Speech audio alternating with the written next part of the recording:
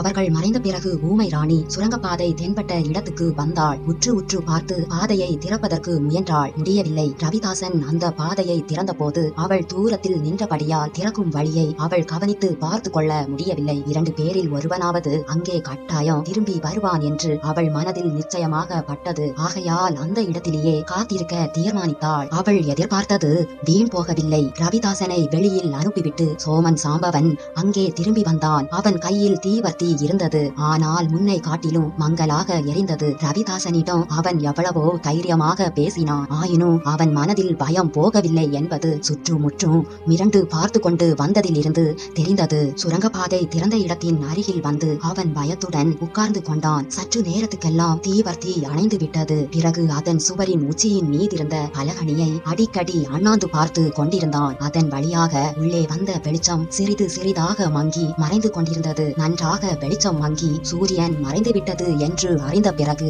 அவன் சுரங்கப்பாதையை மறுபடியும் திறக்க தொடங்கினான். இப்போது மந்தாகினி அதன் சமீபமாக வந்து நின்று கொண்டாள். பாதை திறந்தது. சோமன் சாம்பவன் அதனுள் இறங்க போனான். அப்போது அந்த நிலவரையில் அவனுக்கு வெகு சமீபத்தில் கிரீச் என்ற நீடித்த ஓலக்குரல் ஒன்று கேட்டது. சோமன் சாம்பவன் தன் வாழ்நாளில் எத்தனையோ பயங்கரங்களை பார்த்தவன் தான். ஆயினும் அந்த மாதிரி அமானுஷ்யமான ஒரு சத்தத்தை அவன் கேட்டதில்லை. பேய் என்பதாக ஒன்று இருந்து அதற்கு குரலும் இருந்தால் அது இப்படித்தான் இருக்க வேண்டும் என்று தோன்றியது. முதல் தடவை அந்த குரல் கேட்டதும் சாம்பவன் தயங்கி நின்றான். அதன் எதிரொலி நிற்கும் வரையில் காத்திருந்தான். 2ஆம் தடவை அந்த ஓல குரலை கேட்டதும் அவன் உடம்பின் ரோமமெல்லாம் குத்திட்டு நிற்க தொடங்கியது. 3ஆம் தடவை இன்னும் சமீபத்தில் கேட்ட பிறகு அவனுடைய உறுதி குலைந்து விட்டது. அந்த இருளடர்ந்த நிலவரையில் வழித்துறை கவனிக்காமல் குருட்டாம் போக்காக ஓடத் தொடங்கினான். அவன் மறைந்ததும் ஊமை ராணி அந்த பாதையில் இறங்கினாள். சில படிகள் இறங்கிய பிறகு சமதரையாக இருந்தது. அதில் விடு விடு என்று நடந்து போனாள். சோமன் சாம்பவன் அவள் இறங்குவதை பார்த்திருந்து திரும்பி வந்தாலும் அவளை பிடித்திருக்க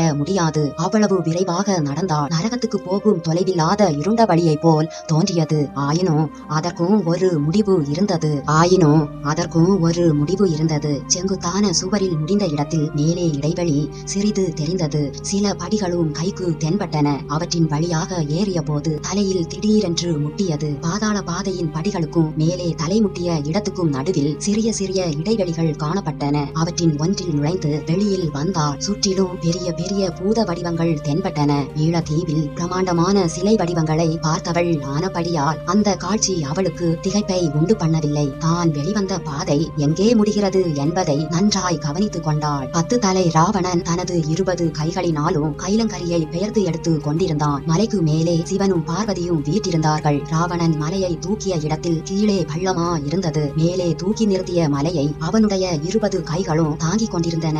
அவற்றில் 2 கைகளுக்கும் மத்தியில் இருந்த இடைவெளி வழியாக அந்த சிற்ப மண்டபத்துக்குள் தான் பிரவேசித்திருப்பதை தெரிந்து கொண்டாள். கைலங்கிரிக்கு அடியில் அப்படி ஒரு பாதை இருக்கிறது என்பது சாதாரணமாக பார்ப்பவர்களுக்கு ஒரு நாளும் தெரியாது. அதன் அடியில் இறங்கி பார்க்கலாம் என்ற எண்ணமும் யாருக்கும் தோன்றாது. சமயத்தில் ஒளிந்து கொள்வதற்கு கூட அது சரியான மறைவிடம்தான். சில மணி நேரம் அந்த சிற்ப சுரங்க பாதையின் அதிசயத்தை பார்த்து கொண்டு இருந்துவிட்டு மந்தாகினி அந்த சிற்ப மண்டபத்தை சுற்றினாள். வெளிச்சம் மிக குறைவாய் இருந்த போதிலும் இரவில் பார்த்து பழக்கமுற்ற அவளுடைய கூரிய கண்களுக்கு எல்லாம் நன்றாக தெரிந்தன. அந்த சிற்ப மண்டபத்தில் காவேரி கடலில் கலந்து செல்கிற சிற்ப மண்டபத்தின் மதில் சுவர் இருந்தது. ஏதோ சந்தேகப்பட்டு ஊமை ராணி அந்த இடத்தில் மதில் சுவரில் கையை வைத்து அமுக்கினாள். சிறிய கதவு ஒன்று திறந்தது. அதன் வழியாக வெளியேறிய இடம் அரண்மனை தோட்டம். அதற்கு அப்பால் வெகு சமீபத்தில் அரண்மனையின் உன்னதமான மாடங்கள் காணப்பட்டன. சுற்றுமுற்றும் பார்த்தாள். மங்கிய அந்தி மாலையின் வெளிச்சத்தில் தோட்டத்தில் யாரும் இல்லை என்று தெரிந்தது. பழுவேட்டரையரின் தோட்டத்தில் விழுந்து கிடந்தது போலவே இங்கேயும் மரங்கள் முறிந்து விழுந்து கிடந்தன. ஆகையால் தோட்டத்தில் யாராவது இருந்தாலும் அவள் சிற்ப மண்டபத்தில் இருந்து வெளிவந்ததை பார்த்திருக்க முடியாது. இன்னும் நன்றாய் இருட்டட்டும் என்று சிற்ப மண்டபத்தை ஒட்டியே நின்று காத்திருந்தாள். ஒருவேளை கையில் வேலையுடைய அந்த மனிதன் வந்தாலும் வரக்கூடும். ஆகையால் சிற்ப மண்டபத்துக்குள்ளும் அடிக்கடி எட்டி பார்த்து கொண்டிருந்தாள். அரண்மனையின் தீபங்கள் ஒவ்வொன்றாக சுடர்விட்டு எரிய தொடங்கின. சிறிது நேரத்துக்கெல்லாம் அரண்மனை முழுவதும் ஒரே ஜோதியாக காட்சி அளித்தது. கீழறைகளில் ஏற்றிய தீபங்கள் பலகணிகளின் வழியாக வெளியில் ஒளி வீசின. ஐயோ, பகல் வேளையை காட்டிலும் இரவு மிகவும் அபாயகரமாக தோன்றுகிறதே என்று மந்தாகினி எண்ணினாள். அரண்மனையை 4 புறமும் நன்றாக உற்று பார்த்தாள். சிற்ப மண்டபத்துக்கு சமீபமாக இருந்த அரண்மனை பகுதியிலே மட்டும் அதிக விளக்குகள் இல்லை என்பதை கவனித்துக் கொண்டாள். காவேரி வெள்ளத்தில் இருந்து தான் எடுத்து காப்பாற்றிய தன் உயிருக்கு உயிரான செல்வகுமாரனை இலங்கையில் கொல்ல முயற்சித்த பாதகனும் அவனுடைய தோழனும் அரண்மனையின் இந்த பகுதியிலே தான் மேல் மாடத்தில் ஏறி நின்றார்கள். ரவிதாசன் இன்னொருவனிடம் இருந்து வேலை வாங்கி யார் மீதோ எறிவது போல் குறிப்பார்த்த இடம் இதுதான். நல்ல வேளையாக இந்த பகுதியில் அதிகமாக தீபங்கள் ஏற்றவில்லை. அதற்கு காரணம் என்னவாயிருக்கலாம்? அதுவும் சீக்கிரத்தில் தெரிந்து போகிறது. நன்றாக சூரியன் மறைந்து அரண்மனை தோட்டத்தில் இருள் சூழ்ந்த உடனே மந்தாகினி சிற்ப மண்டபத்தின் வாசலில் இருந்து மிரண்டோடு மானின் வேகத்துடன் பாய்ந்து சென்று அரண்மனையை அடைந்தாள். அரண்மனையின் அந்த பின்பகுதியில் வட்ட வடிவமான தாழ்வாரங்களும் அவற்றை தாங்கி நின்ற வரிசை வரிசையான தூண்களும் பல இடங்களில் மேல் மாடத்துக்கு ஏறும் படிக்கட்டுகளும் காணப்பட்டன. தாழ்வாரங்களில் பெரிய விருந்துகளுக்கு சமையல் செய்ய உதவும் பிரமாண்டமான தாமிர பாத்திரங்கள், பழைய தந்த பல்லக்குகள், ஒடிந்த சிங்காதனங்கள், இப்படி பல பொருட்கள் இருந்தன. அவற்றின் மத்தியில் சிறிது நேரம் சுற்றி பார்த்துவிட்டு மந்தாகினி கடைசியாக ஒரு படிக்கட்டின் மீது துணிந்து ஏறினாள். கீழே இருந்தது போலவே மேல் மாடத்திலும் வட்ட வடிவமான தாழ்வாரங்களும் அவற்றின் மேற்கூரையை தாக்கிய சித்திர விசித்திரமான தூண்களும் வேலைப்பாடு அமைந்த பலகணிகளும் நிலா முன்றில்களும் அவற்றில் பளிங்குக்கல் மேடைகளும் காணப்பட்டன. மனித சஞ்சாரம் மற்றதாக தோன்றிய அந்த மேல் மாட கூடங்களில் மந்தாகினி சுற்றி சுற்றி அலைந்தாள். மாடத்தின் உள்புறத்து ஓரங்களுக்கு போக அவள் மிகவும் தயங்கினாள். ஓரிடத்தில் உள்புறத்தில் கீழே இருந்து தீப வெளிச்சம் வருவதை கண்டு அங்கே போய் தூண் மறைவில் எட்டி பார்த்தாள். பார்த்த கண்களை திருப்பவே முடியாத காட்சிகளை பார்த்தாள். ஒரு விசாலமான மண்டபத்தின் மத்தியில் சித்திர வேலைப்பாடு அமைந்த சப்ரமஞ்ச கட்டிலில் ஒருவர் சாய்ந்த வண்ணம் படுத்திருந்தார். அவரை சுற்றிலும் 4 பெண்களும் 2 ஆடவர்களும் அந்த சமயம் நின்றார்கள். படுத்திருந்தவரிடம் அவர்கள் பயபக்தி கொண்டவர்கள் என்பது அவர்களுடைய தோற்றத்தில் இருந்து தெரிந்தது. சிறிது தூரத்தில் இன்னும் அதிக மரியாதையுடன் 2 பணி பெண்கள் நின்றார்கள். ஒரே ஒரு தீபம்தான் அந்த மண்டபத்தில் எரிந்தது. அதுவும் கட்டிலுக்கு அருகில் இருந்த விளக்கு தண்டின் மீது பொருத்தப்பட்டு மங்கலான வெளிச்சத்தையே தந்து கொண்டிருந்தது. சுற்றிலும் நின்றவர்களை முதலில் மந்தாகினி பார்த்தாள். அவர்களில் ஒருத்தி தன் உயிருக்கு உயிரான சகோதரன் மகள் பூங்குழலி என்பதை அறிந்தாள். மற்றவர்களையும் அவள் முன்னம் சில தடவை மறைவான இடங்களில் இருந்து பார்த்திருக்கிறாள். ஆனால் அவர்கள் எல்லாம் யார் யார் என்பது அவ்வளவு நன்றாய் தெரியாது. சுற்றி நின்றவர்களை பார்த்துவிட்டு மிக மிக தயக்கத்துடன் மந்தாகினி கட்டிலில் படுத்திருந்தவரை பார்த்தாள். அவளுடைய மூச்சு ஒரு நொடி நின்றுவிட்டது. ஆம், அவரே தான். எத்தனையோ யுகம் என்று சொல்லக்கூடிய நீண்ட காலத்துக்கு முன்னால் தான் சின்னஞ்சிறு பெண்ணாக ஓடி விளையாடி காடுகளில் திரிந்து கொண்டிருந்த காலத்தில் ஓரிடத்தில் வந்து ஒதுங்கி தன் உள்ளத்தையும் உயிரையும் கொள்ளை கொண்ட மனிதர் தான். தான் வாழ்ந்திருந்த பூத தீவை சில காலம் சொர்க்கலோகமாக ஆக்கியிருந்தவர் தான். பெரிய கப்பலில் கூட்டமாக வந்தவர்களால் அழைத்து போகப்பட்டவர் தான். ஆகா, அவர் இப்போது எப்படி மாறி போயிருக்கிறார்! பூர்வ ஜென்மம் என்று சொல்லக்கூடிய அந்த நாட்களுக்கு பிறகும் மந்தாகினி அவரை பல தடவை அவரை அறியாமல் பார்த்திருக்கிறாள். காவேரி நதியில் உல்லாச படகுகளில் அவர் சென்றபோது கரையில் அடர்ந்த புதர்களின் மறைவில் ஒளிந்திருந்து பார்த்திருக்கிறாள். நகரங்களின் தெருக்களில் வெண்புறவிகள் பூட்டிய தங்க ரதத்தில் வீதி வலம் வந்தபோது கூட்டத்தோடு கூட்டமாய் நின்று பார்த்திருக்கிறாள். ஆனால் கடைசியாக அவரை பார்த்து கொஞ்ச காலம் ஆகிவிட்டது. அந்த காலத்திற்குள்ளே தான் இப்படி மாறி போயிருக்கிறார். முகத்தில் தாடியும் மீசையும் வளர்ந்திருக்கின்றன. கன்னங்கள் ஒட்டி உலர்ந்து போயிருக்கின்றன. நெற்றியிலே சுருக்கங்கள். அந்த கண்களில் ஒரு காலத்தில் குடிக்கொண்டிருந்த காந்த ஒளி எங்கே போனது? தெய்வமே, இப்படியும் மனிதர்கள் மாறுவது உண்டா? இலங்கை தீவில் விஷஜுரத்தால் பாதிக்கப்பட்டவர்கள் பலரை நீண்ட நாள் காய்ச்சலுக்கு பிறகு உயிர் போகும் சமயத்தில் ஊமை ராணி மந்தாகினி பார்த்ததுண்டு. ஆகா, ஒரு சமயம் தங்க சூரியனை போல் பிரகாசித்துக் கொண்டிருந்த இவருடைய கலை ததும்பிய முகமும் அவ்வளவாக மாறி போயிருக்கிறதே. ஒருவேளை இவருடைய அந்திம காலமும் நெருங்கிவிட்டதோ? திடீரென்று மந்தாகினிக்கு அன்று மாலை தான் பார்த்த பயங்கர காட்சி நினைவுக்கு வந்தது. அவள் அந்த சமயம் நின்ற இடத்திலே தான் ரவிதாசன் என்னும் கொலைக்காரனும் அவனுடைய தோழனும் நின்றார்கள். அங்கிருந்து தான் வேலெறிய குறிப்பார்த்தார்கள். ஒருவேளை கட்டிலில் படுத்திருப்பவர் மீது எறியத்தான் குறிப்பார்த்தார்களோ? இந்த நினைவினால் மந்தாகினியின் உடம்பெல்லாம் விடவிடவென்று நடுங்கியது. கண்களை சுற்றி கொண்டு வந்தது. மயக்கம் வரும் போலிருந்தது. தூணை கெட்டியாக பிடித்துக் கொண்டு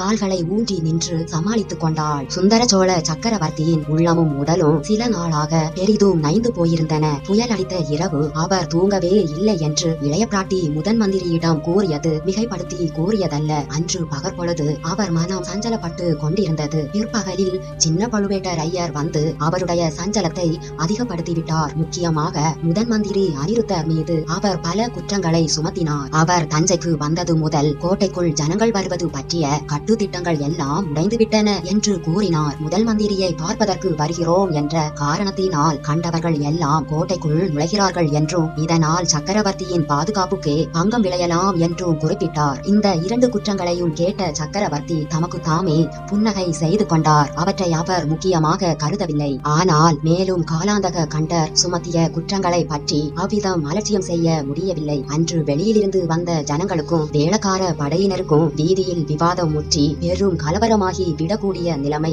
ஏற்பட்டது என்றும் அந்த சமயம் நல்ல வேளையாக தாம் அங்கே செல்ல நேர்ந்தபடியால் விபரீதம் எதுவும் நேரிடாமல் தடுத்து இரு சாரரையும் சமாதானப்படுத்தி அனுப்பியதாகவும் கூறினார். முதன் மந்திரி அனிருத்தர் ஒழுக்கத்தில் மிக சிறந்தவர் என்று நாடெல்லாம் பிரசித்தமா இருக்க அவருடைய நடவடிக்கை அதற்கு நேர்மாறா இருக்கிறதென்றும் கோடிக்கரையில் இருந்து யாரோ ஒரு பெண்ணை பலவந்தமாக கைப்பற்றி அவர் கொண்டு வந்திருக்கிறார் என்றும் பழுவூர் அரண்மனை பல்லக்கையும் ஆட்களையும் இந்த காரியத்துக்கு உபயோகப்படுத்தியதாகவும் எதற்காக என்பது தெரியாமல் தாம் ஆட்களையும் பல்லக்கையும் அனுப்பிவிட்டதாகவும் ஏதாவது அபகீர்த்தி ஏற்பட்டால் அது பழுவூர் குடும்பத்தின் தலையிலேயே விடியும் என்றும் கூறினார். கடைசியாக இன்னொரு சந்தேகமான சம்பவத்தை பற்றியும் சொன்னார். பெரிய பழுவேட்டரையர் அரண்மனைக்கு யாரோ ஒரு மந்திரவாதி அடிக்கடி வருவதாக அறிந்து நான் கவலை கொண்டிருந்தேன். அவன் இளைய பிராட்டியை பார்க்க வருவதாக அறிந்தபடியால் நடவடிக்கை எடுக்க தயக்கமா இருந்தது. ஆயினும் அந்த அரண்மனையின் மீது ஒரு கண் வைத்திருக்கும்படி ஓர் ஒற்றனை நியமித்திருந்தேன். இன்றைக்கு யாரோ ஒருவன் பொக்கிஷ மந்திரியின் அரண்மனை தோட்டத்தில் பின்புறமாக சுவர் ஏறி குதித்ததை பார்த்ததாக அந்த ஒற்றன் வந்து சொன்னான். உடனே அவனை கைப்பற்றி வர சில ஆட்களை அனுப்பினேன். அவர்கள் ஒருவனை அரண்மனை தோட்டத்தில் கையும் மெய்யுமாக பிடித்து வந்தார்கள். யார் என்று பார்த்தால் முதன் மந்திரியின் அருமை சீடனாகிய ஆழ்வார்க்கடியான் என்று தெரிந்தது. எதற்காக சுவர் ஏறி குதித்தாய் என்று கேட்டதற்கு அவன் மறுமொழி சொல்ல மறுத்துவிட்டான். முதன் மந்திரியின் கட்டளை என்றான். சக்கரவர்த்தி, இப்படியெல்லாம் இந்த அனிருத்த பிரம்மராயர் செய்து வந்தால் தஞ்சை கோட்டை பாதுகாப்புக்கு நான் எப்படி பொறுப்பு வகிக்க முடியும்? என் தமையனாரும் ஊரில் இல்லாதபடியால் இதையெல்லாம் தங்கள் காதில் போட வேண்டி இருக்கிறது. இவ்வாறு சின்ன பழுவேட்டரையர் முறையிட்டது சக்கரவர்த்தியின் மனக்குழப்பத்தை அதிகப்படுத்தியது. ஆகட்டும், இன்று மாலை அனிருத்தர் இங்கே வருகிறார். இதை பற்றி எல்லாம் விசாரிக்கிறேன். முக்கியமாக கோடிக்கரையில் இருந்து ஒரு பெண்ணை பலவந்தமாக பிடித்து வர சொன்ன விஷயம் என் மனதை புண்ணாக்குகிறது. அது உண்மைதானே? சிறிதும் சந்தேகம் இல்லையே என்று கேட்டார். சக்கரவர்த்தி, சந்தேகமில்லை. பல்லக்கு தூக்கிகளும் அவர்களுடன் வந்த வீரர்களும் நேற்று நள்ளிரவில் என்னிடம் வந்து சொன்னார்கள். தஞ்சை கோட்டையை அணுகிய போது புயலில் சிக்கிக் கொண்டார்களாம். சாலையின் மரம் ஒன்று பெயர்ந்து விழுந்து சிலருக்கு அபாயம் ஏற்பட்டதாம். சிவிகை மீது மரம் விழாமல் தப்பியது பெரும் புண்ணியம் என்று சொன்னார்கள். நல்ல வேளையாக பெண் தோஷம் ஏற்படாமல் போய்விட்டது. இதை பற்றி விசாரிப்பதோடு ஆழ்வார்க்கடியான் காரியத்தையும் சக்கரவர்த்தி தீர விசாரணை செய்ய வேண்டும் என்று தெரிவித்துவிட்டு காலாந்தக கண்டர் சக்கரவர்த்தியிடம் விடை பெற்று சென்றார். அனிருத்தர் வரும் சமயத்தில் அங்கே இருக்க சின்ன பழுவேட்டரையர் விரும்பவில்லை. தாறுமாறாக சம்பந்தமில்லாத கேள்வி ஏதேனும் தம்மை முதன் மந்திரி கேட்டு திணற செய்ய கூடும் என்ற அச்சம் அவர் மனதிற்குள்ளே இருந்தது. முக்கியமாக சக்கரவர்த்தியிடம் புயலினால் அவதிக்கு உள்ளான ஜனங்களுக்கு உதவுவதற்காக பொக்கிஷ சாலையை திறந்து விடும்படி அனிருத்தர் தம் முன்னாலேயே உத்தரவு வாங்கிவிட்டால் பெரிய தொல்லையாக போய்விடும். நாளைக்கு தமையனாரின் முன்னால் எப்படி முகத்தை காட்டுவது? அனிருத்தருடைய வரவை அன்று காலையிலிருந்தே சக்கரவர்த்தி எதிர்பார்த்து கொண்டிருந்தார். ஆனால் சூரியன் மறையும் சமயத்தில் தான் முதன் மந்திரி வந்தார். அவருடைய திட நெஞ்சமும் இப்போது சிறிது கலங்கி போயிருந்தது. அவர் எவ்வளவோ ஜாக்கிரதையுடன் போட்டிருந்த திட்டம் தவறி போய்விட்டது. மந்தாகினியை பற்றி ஏதேனும் செய்தி கிடைக்கும், பின்னர் சக்கரவர்த்தியை போய் பார்க்கலாம் என்று அவர் அரண்மனைக்கு போவதை தள்ளி போட்டு கொண்டிருந்தார். பிற்பகலில் ஆழ்வார்க்கடியான் வந்து பெரிதும் தர்ம சங்கடமான செய்தியை தெரியப்படுத்தினான். ஊமை ராணி போயிருக்க கூடும் என்று தான் யூகித்த குறுகிய சந்து வழியில் சென்றதாகவும் ஒரு பெண் பழுவேட்டரையர் அரண்மனை தோட்டத்து மதில் சுவர் ஏறி குதித்தது போல் தோன்றியதென்றும் அவள் ஊமை ராணியாக இருக்கக்கூடும் என்று எண்ணி அவனும் அந்த மதில் சுவரில் ஏறி குதித்ததாகவும் தோட்டத்தில் தேட ஆரம்பிப்பதற்குள்ளே சின்ன பழுவேட்டரையரின் ஆட்கள் வந்து பிடித்து கொண்டதாகவும் கூறினார். ஐயா, அவர்களிடம் உண்மை காரணத்தை சொல்ல முடியவில்லை. அதனாலே தான் தங்களுடைய பெயரை கூறி விடுதலை பெற்று வரவேண்டியதாயிற்று. இந்த விவரம் முதன் மந்திரிக்கு பெரும் கவலையை உண்டாக்கியது. இந்த தஞ்சாவூர் கோட்டையில் இவ்வளவு அரண்மனைகள் இருக்கிற போது பெரிய பழுவேட்டரையரின் மாளிகையில் தானா அவள் பிரவேசிக்க வேண்டும்? பகிங்கரமாக ஆள்விட்டு தேட சொல்ல கூட முடியாதே. ஆனாலும் பார்க்கலாம். பெரிய பழுவேட்டரையர் ஊரில் இல்லாதது ஒரு விதத்தில் நல்லதாய் போய்விட்டது. அரண்மனையை சுற்றிலும் காவல் போட்டு வைக்கலாம். அந்த அரண்மனைக்கு உள்ளேயும் எனக்கு ஒரு ஆள் இருக்கிறான். அவனுக்கும் சொல்லி அனுப்புகிறேன். இருந்தாலும் இந்த ஓடக்கார பெண் எவ்வளவு தர்ம சங்கடத்தை உண்டாக்கிவிட்டாள் என்றார் முதன் மந்திரி. திருமலை, எனக்கு என்னவோ ஒரு நம்பிக்கை இருக்கிறது. இத்தனை தூரம் வந்தவள் சக்கரவர்த்தியை பார்க்காமல் போக மாட்டாள் என்று. நம்மால் முடிந்த முயற்சிகளை எல்லாம் செய்து பார்க்கலாம். ஆனால் இனிமேலும் சக்கரவர்த்தியை பார்ப்பதற்கு போகாமல் காலம் தாழ்த்துவது முறை அதையன்று நீயும் அந்த ஓடக்கார பெண்ணை அழைத்து கொண்டு என்னுடன் வா. 2 இளவரசர்களை பற்றிய எல்லா செய்திகளையும் சக்கரவர்த்திக்கு தெரியப்படுத்திவிட வேண்டும். சின்ன இளவரசரை கடலில் இருந்து கரை சேர்த்த ஓடக்கார பெண் நேரில் அதை பற்றி சொன்னால் சக்கரவர்த்திக்கு நம்பிக்கை உண்டாகலாம் என்றார் முதன் மந்திரி அனிருத்தரும் அவருடைய சீடனும் பூங்குழலியும் சக்கரவர்த்தியின் அரண்மனைக்கு சென்றார்கள். அரண்மனை முகப்பிலேயே இளைய பிராட்டியும் வானதியும் அவர்களுக்காக காத்திருந்தார்கள். ஊமை ராணி அகப்படவில்லை என்ற செய்தி இளைய பிராட்டிக்கு கலக்கத்தை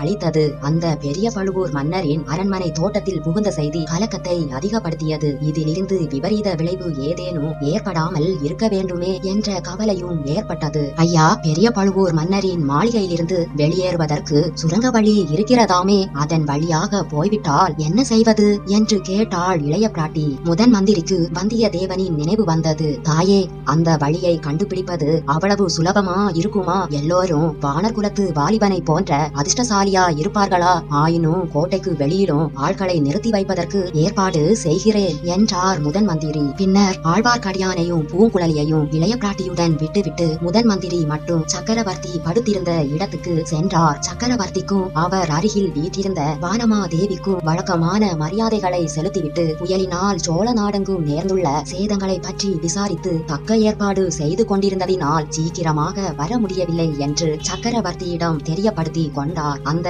ஏற்பாடுகளை பற்றிய விவரங்களை அறிந்து கொண்டதில் சக்கரவர்த்திக்கு சிறிது திருப்தி உண்டாகியது. முதன் மந்திரி, தனாதிகாரி இல்லாத சமயத்தில் நீங்களாவது இப்போது இங்கு இருந்தீர்களே, அது நல்லதாய் போய்விட்டது. ஆனால் இது என்ன?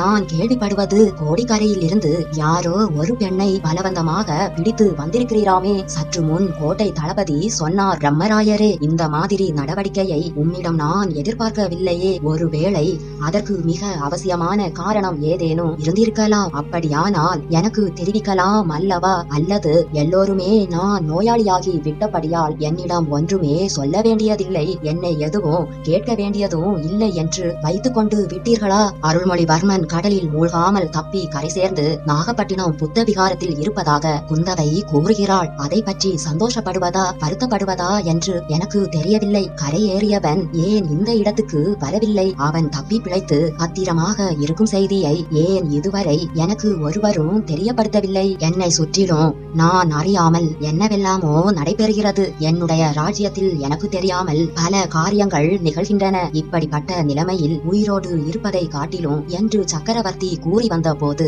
அவர் தொண்டை அடைத்துக் கொண்டது. கண்களில் கண்ணீர் ததும்பி நின்றது. குறுக்கே பேசக்கூடாதென்ற மரியாதையினால் இத்தனை நேரம் சும்மா இருந்த அனிருத்தர் இப்போது குறுக்கிட்டு, பிரபு நிறுத்துங்கள். தங்களுடன் எனக்கு நட்பு ஏற்பட்டு 40 ஆண்டுகள் ஆகின்றன. இவ்வளவு நாளும் தங்களுடைய நலனுக்கு எதிரான காரியம் எதுவும் செய்யவில்லை, இனியும் செய்ய மாட்டேன். தங்களுக்கு வீண் தொல்லை கொடுக்க வேண்டாம் என்ற காரணத்துக்காக 2 விஷயங்களை தங்களிடம் சொல்லாமல் விட்டிருக்கலாம். அது குற்றமா இருந்தால் மன்னித்து விடுங்கள். இப்போது தாங்கள் கேட்டவற்றுக்கெல்லாம் மறுமொழி சொல்கிறேன். கருணை கூர்ந்து அமைதியா இருக்க வேண்டும் என்று இரக்கமாக கேட்டுக்கொண்டார். முதன் மந்திரி, இந்த ஜென்மத்தில் எனக்கு இனி மன அமைதி இல்லை. அடுத்த பிறவியிலாவது மன அமைதி கிட்டுமா என்று தெரியாது. என் அருமை மக்களும் என் ஆருயிர் நண்பராகிய முதன் மந்திரியும் எனக்கு எதிராக சதி செய்யும் போது மன அமைதி எப்படி கிடைக்கும்? பிரபு, தங்களுக்கு எதிராக சதி செய்பவர்கள் யார் என்பதை சீக்கிரத்தில் அறிந்து கொள்வீர்கள். அந்த பாதகத்துக்கு நான் உடந்தைப்பட்டவன் அல்ல. இந்த முதன் மந்திரி பதவியை இப்போது நான் பெயருக்காகவே வைத்துக் கொண்டிருக்கிறேன். பெரிய பழுவேட்டரையரிடமே இந்த பதவியை கொடுத்து விடுகிறேன் என்று முன்னமே பல தடவை சொல்லியிருக்கிறேன். இப்போது அதற்கு சித்தமா இருக்கிறேன். என் மீது சிறிதளவேனும் தங்களுக்கு அதிருப்தி இருந்தால் சொல்லுங்கள். ஆம் முதன் மந்திரி, ஆம். எந்த நேரத்திலும் என்னை கைவிட்டு போய்விட நீங்கள் எல்லோருமே சித்தமா இருக்கிறீர்கள். என் மூச்சு போகும் வரையில் என்னுடன் இருந்து என்னுடன் சாக போகிறவள் இந்த மலையமான் மகள் ஒருத்தித்தான். நான் செய்திருக்கும் எத்தனையோ பாவங்களுக்கு மத்தியில் ஏதோ புண்ணியமும் செய்திருக்கிறேன். ஆகையினால் தான் இவளை என் வாழ்க்கை துணைவியாக பெற்றேன் என்றார் சக்கரவர்த்தி. இந்த வார்த்தைகளை கேட்டதும் சக்கரவர்த்திக்கு அருகில் கட்டிலில் வீற்றிருந்த வானமாதேவிக்கு விம்மலுடன் அழுகை வந்துவிட்டது. அவள் உடனே எழுந்து அடுத்த அறைக்கு சென்றாள். மன்னர் மன்னா, மலையமான் மகளை பற்றி தாங்கள் கூறிய ஒவ்வொரு வார்த்தையும் சத்தியம். அவருடைய திருவயிற்றில் பிறந்த மக்களும் தங்களிடம் இணையற்ற பக்தியும் விசுவாசமும் கொண்டிருக்கிறார்கள் பிரம்மராயரே. ஆனாலும் என் வார்த்தையை அவர்கள் மதிப்பதில்லை, என் கட்டளைக்கும் கீழ்ப்படிவதில்லை. எனக்கு தெரியாமல் ஏதேதோ செய்கிறார்கள். நீரும் அவர்களோடு சேர்ந்து கொள்கிறீர். அருள்மொழிவர்மன் கடலில் இருந்து தப்பி பிழைத்து நாகைப்பட்டினம் புத்த விகாரத்தில் இருப்பது உமக்கு முன்னமே விவரமே தெரியும் அல்லவா, ஏன் என்னிடம் சொல்லவில்லை? பிரபு, மன்னிக்க வேண்டும். அந்த விவரம் நேற்று வரையில் எனக்கு நிச்சயமாய் தெரிந்திருக்கவில்லை. இளவரசரின் உயிருக்கு ஆபத்து நேரிடாது என்று மட்டும் உறுதியா இருந்தேன். அவர் பிறந்த வேளையை குறித்து ஜோதிடக்காரர்கள் எல்லோரும் கூறியிருப்பது பொய்யாகி விடாதல்லவா? முதன் மந்திரி, ஜோதிட சாஸ்திரத்தினால் நேரக்கூடிய தீங்குகளுக்கு அளவே இல்லை. இந்த ராஜ்யத்தில் இருந்து ஜோதிடக்காரர்கள் எல்லோரையும் அப்புறப்படுத்திவிட எண்ணுகிறேன். அருள்மொழியின் ஜாதகத்தை குறித்து ஜோதிடக்காரர்கள் கூறியிருப்பதை வைத்துக் கொண்டுதான் நான் உயிரோடு இருக்கும் போதே அவனை சிம்மாசனத்தில் ஏற்றி விடுவதற்கு எல்லோரும் முயற்சி செய்கிறார்கள். நீரும் அவர்களை சேர்ந்தவர்தானே? பிரபு, சத்தியமாக இல்லை. அதற்கு மாறாக சின்ன இளவரசர் சிறிது காலத்துக்கு இந்த சோழ நாட்டுக்குள் வராமல் இருந்தாலே நல்லது என்று எண்ணினேன். இலங்கைக்கு போயிருந்த போது இளவரசரிடம் அவ்விதமே சொல்லிவிட்டு வந்தேன். ஆனால் நான் இப்பால் வந்தவுடன் பழுவேட்டரையரின் ஆட்கள் இளவரசரை சிறைப்படுத்தி கொண்டு வர இலங்கைக்கு வந்திருக்கிறார்கள். தாங்களும் அதற்கு சம்மதம் அளித்தீர்கள். இந்த செய்தி நாடு நகரமெல்லாம் பரவி இருக்கிறபடியால் ஜனங்கள் பழுவேட்டரையர்கள் மீது ஒரே கோபமா இருக்கிறார்கள். அவர்கள் தான் இளவரசரை ஏற்றி வந்த கப்பலை வேண்டும் என்று கடலில் மூழ்கடித்து விட்டதாக ஜனங்களுக்கிடையில் பேச்சா இருக்கிறது. பொய் முதன் மந்திரி, பொய், எல்லாம் முழு பொய். பார்த்திபேந்திர பல்லவன் எல்லாம் என்னிடம் கூறிவிட்டான். பழுவேட்டரையர்கள் அனுப்பிய கப்பலில் இளவரசன் வரவில்லை. பார்த்திபேந்திரனுடைய கப்பலில் வந்தான். இன்னொரு எரிந்த கப்பலில் இருந்த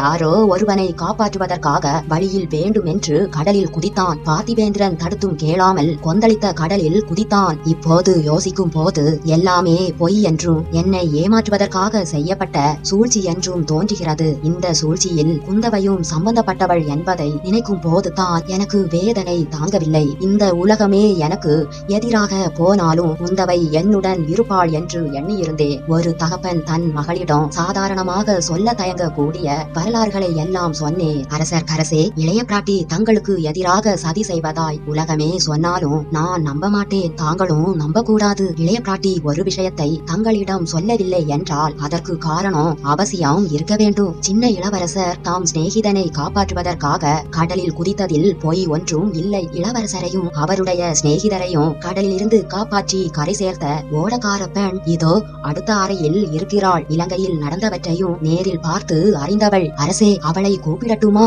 என்றார் அனிருத்தர். சக்கரவர்த்தி மிக்க ஆவலுடன், அப்படியா, உடனே அவளை அழையுங்கள். முதன் மந்திரி, கோடிக்கரையில் இருந்து நீர் பலவந்தமாக பிடித்து வர சொன்ன பெண் அவள்தானா என்று கேட்டார். பிரபு, பழுவேட்டரையர் பல்லக்கில் வந்த பெண்தான் அடுத்த அறையில் காத்திருக்கிறாள். இதோ அழைக்கிறேன் என்று அனிருத்தர் கூறி கையை தட்டியதும் பூங்குழலியும் ஆழ்வார்க்கடியானும் உள்ளே வந்தார்கள்.